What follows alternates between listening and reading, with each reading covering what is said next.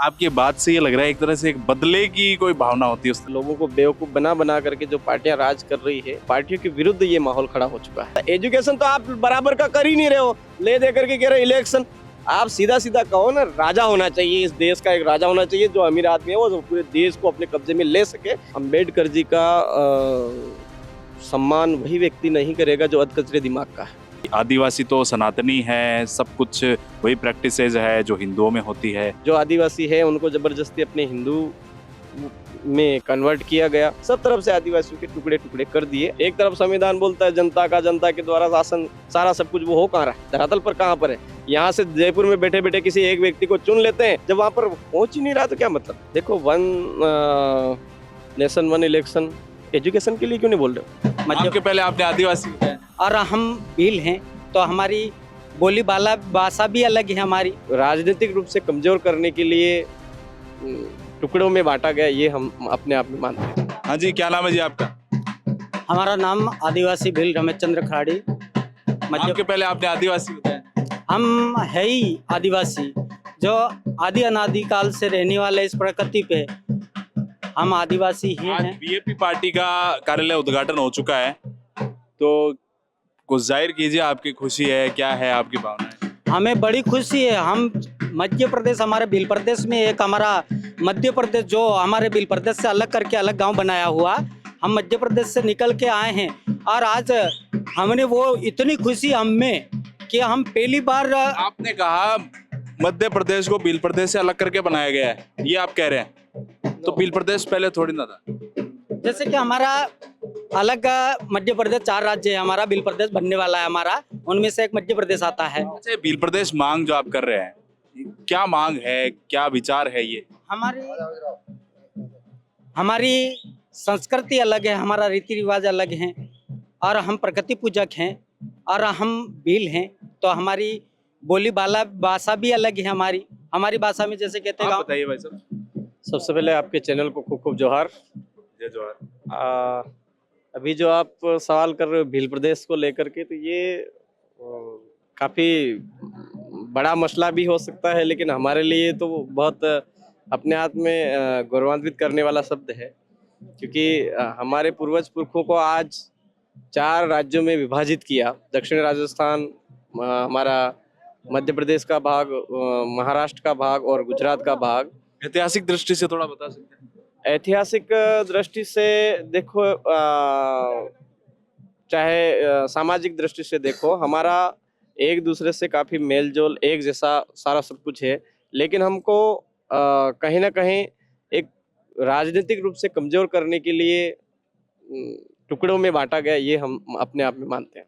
कौन कर रहा है आपको टुकड़ों में, कौन बांट? देखो, ये जो भी उस समय के बुद्धिजीवी, जो भी लोग, जब राज्यों का गठन हुआ उस समय उन्होंने, जिन्होंने भी दिमाग लगाया, उन लोगों को हम मानेंगे। आपके दिमाग में कुछ नाम हो? कुछ हमारे दिमाग में तो काफी सारे नाम हैं, लेकिन फिर भी हम यही कहेंगे कि भाई हमारे साथ में जो कुठाराघात हुआ उसका हम फिलहाल में लड़ाई लड़ रहे हैं। आपकी बात से ये लग रहा है एक तरह से एक बदले की कोई भावना होती है उस तरह। देखो, बदले क्या ये बदला है? आज बुंदेलखंड की मांग होती, वहाँ बदले की भावना के आपने कभी सवाल मैंने नहीं देखे हैं। आज उत्तराखंड बना, उस वहां पर कभी मैंने ये सवाल नहीं देखी, उत्तराखंड में वे अलग राज्य बना तो बदले की भावना की वजह से ये जियोग्राफी के हिसाब से। ज्योग्राफी तो हमारा भी ज्योग्राफी है, सेम है, वहीं पर हमारा भी सांस्कृतिक रूप से, हम सामाजिक रूप से, हमारा सारा सब कुछ वहां पर भी हमको उस समय में 1913 में मानगढ़ धाम पर जो भीलराज की कल्पना की गई, उसको साकार क्यों नहीं होने दिया, क्यों नहीं होने दिया आखिर उसको? तो वो भी पुरानी मांग थी, तो उसको कहीं ना कहीं आगे ध्यान में रख करके जब राज्यों का गठन हुआ उस समय में उसको ध्यान में रख करके भील प्रदेश को देना चाहिए था, भीलराज देना चाहिए था। आंदोलन कहाँ पहुंचा है भील प्रदेश की मांग? देखो, ये अब केवल भील प्रदेश का आंदोलन नहीं रहा है, अब ये पूरे देश के आदिवासियों का, और जो भी शोषित पीड़ित है वर्तमान में, जो लोकतंत्रात्मक के नाम से लोगों को बेवकूफ बना बना करके जो पार्टियां राज कर रही है, उन पार्टियों के विरुद्ध ये माहौल खड़ा हो चुका है। अच्छा, जैसे राजकुमार रौत भी आज आए हैं, ऐसे और भी जो आइकन्स है आपकी जो बीजेपी पार्टी इसमें होंगे, तो उनके कुछ आप बता सकते हैं जिनको, मतलब जिनसे आपको काफी उम्मीद है? देखो, आप सारा सब कुछ ये चैनल के माध्यम से जानना चाहते हो तो ये चैनल पर कहने जैसी बातें तो है नहीं। और आप जो कह रहे हो कि आइकॉन, वो अभी फिलहाल में घर घर में आइकॉन पैदा हो चुका है। दक्षिणी राजस्थान ही नहीं, आज घर घर में ये जहाँ जहाँ ये विचारधारा जा रही है वहाँ पर घर घर में आइकॉन पैदा होते जा रहे हैं और उनको बहुत जल्द पूरे देश के सामने होंगे। और एक सनातन और हिंदू पर बड़ा विषय चल रहा है कि आदिवासी तो सनातनी है, सब कुछ वही प्रैक्टिसेज है जो हिंदुओं में होती है, और इससे पहले कभी कोई ऐसी मांग भी नहीं थी। जो बीजेपी पार्टी है उस आने के बाद ये मांग उठी है, इसको कैसे देखते हो आपने सनातन वाले बयान को? शायद आपने संविधान नहीं पढ़ा होगा। आप जो कह रहे हो कि बीजेपी पार्टी आने के बाद में ये सनातनी वाली नहीं इस तरह की बातें उठ रही है, तो ये गलत है। आदिवासी प्रकृति पूजक है, उसकी एक एक चीज को एक विशेष पहचान है, एक विशेष उसका एक महत्व है। लेकिन ये जो जिनको एक साम्राज्यवादी नीति, तानाशाहीवादी नीति जो है, जहाँ पर जो आदिवासी है उनको जबरदस्ती अपने हिंदू में कन्वर्ट किया गया, जो हिंदू नहीं बन रहे उनको जबरदस्ती ईसाइयों में कन्वर्ट किया जा रहा, जो ईसाई नहीं बन रहा उसको कहीं कोई लग रहा है कि नहीं ये ना तो ईसाई के झांसे में आने वाला है, ना ही हिंदू के झांसे में आने वाला। एक मिनट, ना हिंदू के झांसे में आने वाला, ना ईसाई के झांसे में आने वाला है, तो उसको कहीं ना कहीं मुस्लिम के झांसे में भी ले लिया, ये इस्लाम के झांसे में भी ले लिया। और अगर वहां पर भी काम नहीं जमा तो बौद्धिज्म, जैनिज्म, सब तरफ से आदिवासियों के टुकड़े टुकड़े कर दिए। आज आदिवासी वास्तविक रूप से बोल रहा है कि हम आदिवासी प्रकृति पूजक हैं, इस प्रकृति से हमारा पुराना नाता है, इस प्रकृति की हर चीज को हम पूजनीय मानते हैं और उसको आत्मसात करते हुए सब समस्त जो जीव मात्र है उसके कल्याण की भावना जो निहित है वो हमारे पूर्वज पुरखों की मूल चीज में है, उसको आज पहचान लिया और वो बात आज करने लग गए। तो लोगों को लग रहा है कि नहीं, ये आज हिंदू के ऊपर वो बात हुई तो फिर सनातनी लेकर के आगे, कोई फिर और कोई लेकर के आगे। तो हम यही कहना चाहेंगे कि हम प्रकृति पूजक हैं, हमको प्रकृति पूजक ही रहनी है और सबका कल्याण निहित है। मैं अभी वर्तमान स्थिति की थोड़ी बात करना चाहता हूँ, क्या मुद्दे हैं वो भी आप बताना। साथ ही मैं ये जानना चाहता हूँ कि अभी तो भील प्रदेश जो मांग ही चल रहा है अभी भील प्रदेश बनानी है, तो अभी जिस आप क्षेत्र में रह रहे हैं क्या कुछ ऐसी दिक्कतें हैं जिनकी वजह से आपको लग रहा है कि भील प्रदेश बनना चाहिए? दिक्कतें सर आप यहाँ जयपुर में बैठे बैठे अगर जानना चाहोगे तो थोड़ी मिलेगी क्या? आप वहां से आए इसीलिए हम आपसे जानना, आपके हम तो मीडिया से हैं तो हम आपसे आपके माध्यम से बताएंगे लोगों को, है ना। आज संविधान के अकॉर्डिंग अगर जो प्रावधान है, देश आजाद हुआ आज 77-78 साल हो गए हैं देश की आजादी के, उसके बावजूद भी धरातल पर हमारे कोई किसी भी प्रकार जिस नाम से यहाँ से बजट जा रहा है वो धरातल पर इम्प्लीमेंट ही नहीं हो रहा है वहां पर। तो क्या करेंगे? एक तरफ संविधान बोलता है जनता का, जनता के द्वारा शासन, सारा सब कुछ, वो हो कहाँ रहा है? धरातल पर कहाँ पर है?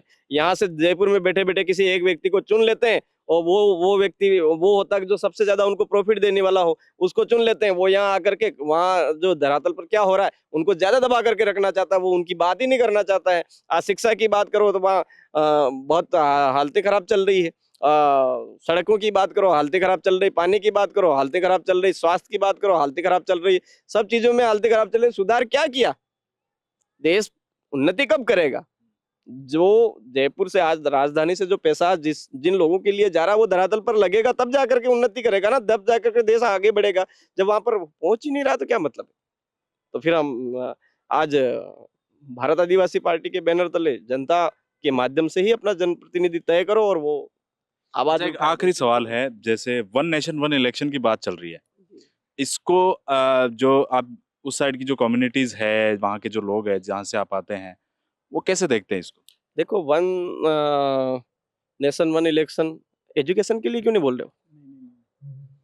वन नेशन वन एजुकेशन जो हमारी शिक्षा प्रणाली है वो एक जैसी होनी चाहिए ना। ये प्राइवेट स्कूल का है कि दुकानें क्यों खुलवा रहे हो? वन नेशन ये दुकानें वन इलेक्शन वाला कॉम्बिनेशन ऑल ओवर वो पूरे राष्ट्रीय स्तर का मामला है, जिसमें राष्ट्रीय पार्टियां हैं वो आगे आएगी तो हम भी उनके साथ, वो हमारा नो सर, नहीं वो वन आंख मीच करके हम चलते आएंगे ऐसा नहीं होगा।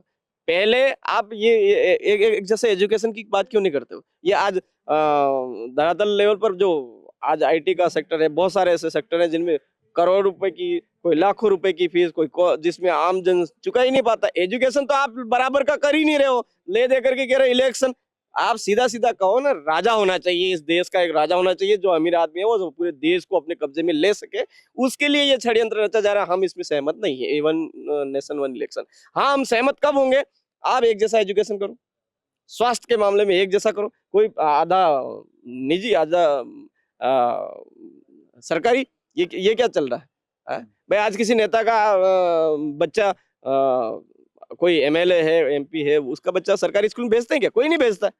कलेक्टर का बच्चा भेजता ही नहीं, कोई एसडीएम का बच्चा भेजता ही नहीं सरकारी में। तो फिर क्यों वो बेवकूफ बनाने के लिए खोल रखा है हाँ इस तरह से? भाई समान शिक्षा व्यवस्था लागू करो, समान स्वास्थ्य व्यवस्था लागू करो, उसके बाद में हम आगे की ये इस तरह की बातें करें वन नेशन वन इलेक्शन की, तो वो ठीक है। बाकी बाबा साहब हम बेवकूफी भीमराव कहेंगे इसको। बाबा साहब भीमराव अंबेडकर पर एक अभी कंट्रोवर्सी चली थी, उसको कैसे देखते हैं आप? बाबा साहब अम्बेडकर जी का सम्मान वही व्यक्ति नहीं करेगा जो अधकचरे दिमाग का है।